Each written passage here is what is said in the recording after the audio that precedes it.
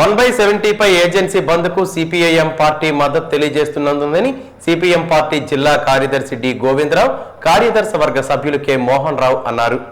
1/70 చట్టాన్ని పకడ్బందీగా అమలు చేయాలని డిమాండ్ చేస్తూ ఫిబ్రవరి 11, 12 తేదీలలో గిరిజన సంఘాలు జరుపుతున్న ఏజెన్సీ బంద్కు సిపిఎం మద్దతు తెలియజేస్తుంది.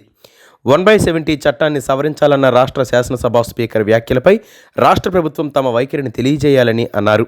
ఆదివాసీ భూములకు రక్షణ కల్పించే ఈ చట్టాన్ని పకడ్బందీగా అమలు చేయాలని డిమాండ్ చేశారు.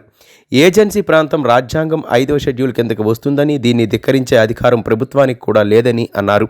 ఇప్పటికే టూరిజం అభివృద్ధి పేరుతో పలు ఉల్లంఘనలు జరుగుతున్నాయని, వీటిని వెంటనే అరికట్టాలని కోరారు. 1/70 పటిష్టంగా అమలు చేయాలని, అదేవిధంగా జీవో నెంబర్ 3 అమలు చేయాలని కోరుతూ, అదేవిధంగా శాసనసభ స్పీకరు అయ్యన్న పాత్రుడు చేసిన వ్యాఖ్యలకి నిరసిస్తూ రేపు ఫిబ్రవరి 11, 12 తేదీల్లో రాష్ట్ర వ్యాప్తంగా ఏజెన్సీ జరుగుతున్న బంద్కి సిపిఎం పార్టీ సంపూర్ణ మద్దతు తెలియజేస్తుంది.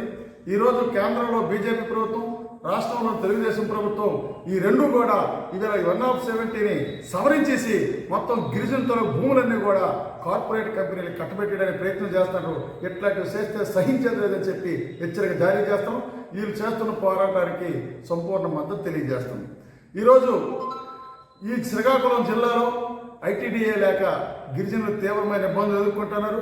శ్రీకాకుళం జిల్లాలో ఐటీడీఏ ఏర్పాటు చేయాలని, గిరిజన భూములకు రక్షణ కల్పించాలని, అదేవిధంగా అయ్యన్న పాత్రుడు వ్యాఖ్యానించిన వ్యాఖ్యల్ని దానిపై రాష్ట్ర ప్రభుత్వం వైఖరి ఏంటో ప్రకటించాలని చెప్పి మేము డిమాండ్ చేస్తున్నాం.